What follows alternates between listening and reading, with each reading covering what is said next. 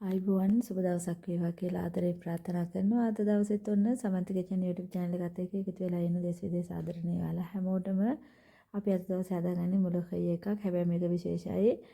මේක ෆ්‍රෙෂ් මුලකය නෙමෙයි. මම ෆ්‍රෙෂ් මුලකය තියෙන දවස් වලට ගෙනල්ලා කොළ කඩලා සෝදලා ඩීප් ෆ්‍රීසර් එකේ දාලා තිබ්බ එකක්. ඉතින් මේක හරිම ලේසියෙන් උයන්න පුළුවන්. අද වීඩියෝ එකේ ඒක තමයි වෙනද වගේ ආදරෙන් මතක් කරනවා. අමතක නොකර සමන්ති කිචන් YouTube channel එක subscribe කරලා එකතු වෙන්න කියලා ආදරණීය යාළුවා හැමෝටම පළමුවෙන් මම ඔන්න සුදු ලුණු ටිකක් සුද්ධ කරගත්තා. චිකන් එකත් කපලා තියෙන්නේ.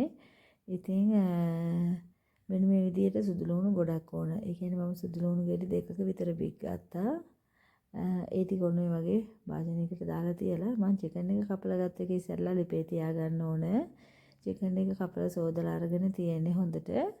ලුණු දෙහි ඇඹුල් දාලා ඉතින් ඒක මේ විදිහට හොඳට සෝදලා නම් පිරිසිදු වතුර එකක් වාජනයකට ලිපේ තියලා අපි මේක තඹ ගන්න ඕන.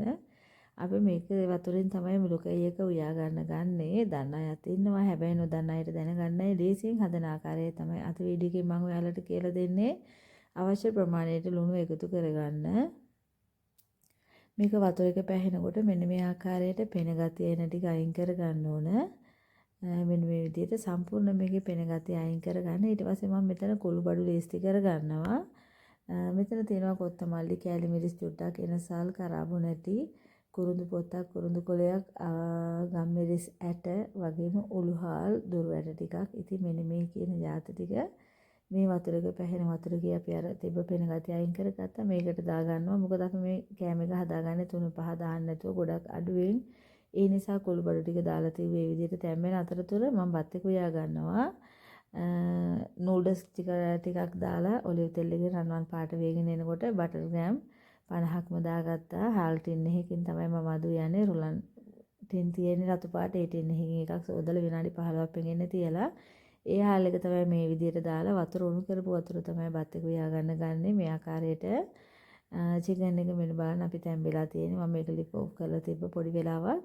ඉතින් දැන් අපි මේක උයන්න ගන්න මේ වෙලාවේ තමයි. එතකොට මම මෙන්න මේ චිකන් කෑලි ටික මේ හටියෙන් වෙන භාජනයකට දා ගන්නවා මේ ආකාරයට. මොකද මේ ටිකේ කටු ඉවත් කරගන්න ඕන. කටුත් එක්ක අපි මේ කෑම එක හදා ගන්නේ නැහැ. චිකන් කටු ඉවත් කරගත්තු ඒවා තමයි ගන්නෙ. ඉතින් මෙන්න මේ ආකාරයට චිකන් ටික අයින් කරගත්ත බත් එක මේ පැත්තෙන් එදෙනවා.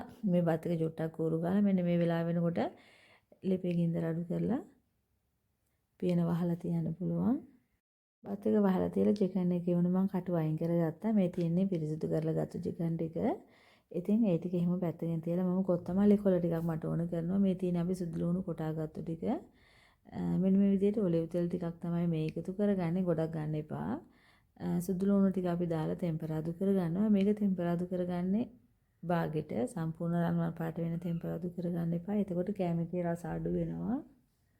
ඒ නිසා මේ සුදු ලුණු වලින්ම තමයි මේ කෑම එකේ රස ගන්න පුළුවන් වෙන්නේ. ඒ හින්දා මෙන්න මේ විදිහට සාමාන්‍ය ගානට ටෙම්පරාදු වෙන දෙන්න. මෙන්න මේ ප්‍රමාණයට වගේ. ඉතින් යන්තම් පාට වෙනස් වෙනවා විතරයි. මේක හරි සුවඳයි මේ තෙල් එකේ කර වෙනකොට. හැබැයි මම ගොඩක් කර කරගන්න නැහැ.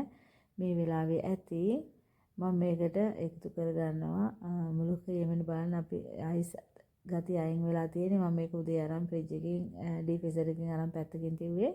අපි ඔන්න ලෝන් එකට කොත්තමල්ලි කොළ ටික කපා ගත්තු දැම්මා. ඒ වගේම කොත්තමල්ලි පවුඩර් මේ සෑඳි එකමාරක් විතර මම එකතු කරගන්නවා. වැඩි වෙන්නේ නැහැ. ඒ වගේම ගම්මිරිස් කුඩු. එතකොට මේකට මම කහ කුඩු චුට්ටකුත් එකතු කරගත්තා.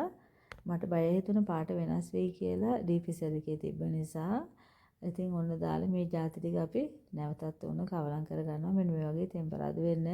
දැන් මේක කොහොමත් හරි අඩිය අල්ලනවා. හේතුව 3-5 දාපු නිසා උණු කරගත්තු වතුර ටිකක් හෝ එහෙමත් නැත්නම් වතුර බොහොම පොඩි ප්‍රමාණයක් හරි ඒ නැතත් අපිට ගන්න පුළුවන් මේ චිකන් එකේ තඹගත්තු වතුරකින් වෙන නිසා ඒ වතුර ටිකක් උණු වතුර ගන්න අවශ්‍ය වෙන්නේ නැහැ. ඉතින් මෙන්න මේ විදිහට සුදු ලුණු බික්ටි එකකුත් දැම්ම කැමති කෙනෙකුට කන්න. මම කියවනේ කලින්ම මේ කෑම එකේ රස ගන්නෙම සුදු ලුණු වලින් මෙයාලා.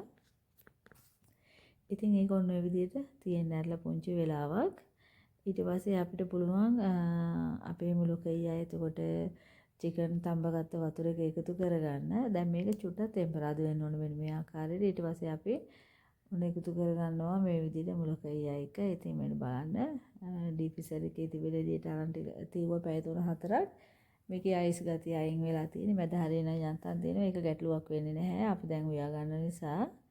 ඊට පස්සේ වුණ අපි චිකන් තඹ ගත්ත වතුර එක එකතු කරගන්නවා. මේ ආකාරයට ටික ටික එකතු කරලා බලමු අපි මේ කොලයක ලිහෙනකොට බලන්න කොලවල පාට වෙනසක් වෙලා නැහැ. ලස්සනට කොල පාටටම තියෙනවා.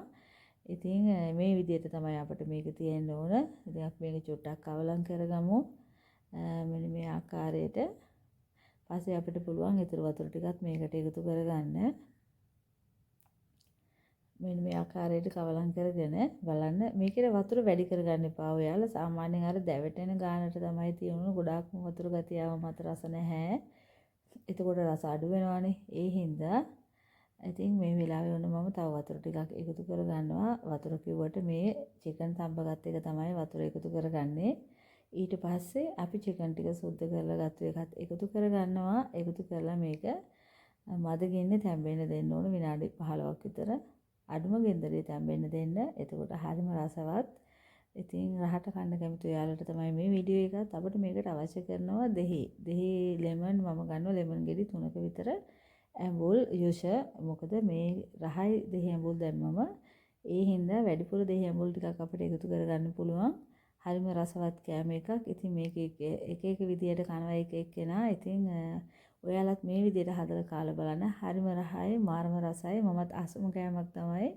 ඉතින් බාන මම දෙහි ඇඹුල් මෙන්න මෙච්චර ප්‍රමාණයක් ගන්නවා. ලෙමන් යුෂ මිෂලින් කප් එකෙන් භාගයකට කිට්ටු වෙන ප්‍රමාණයක් තියෙනවා. භාගයකට වැඩි.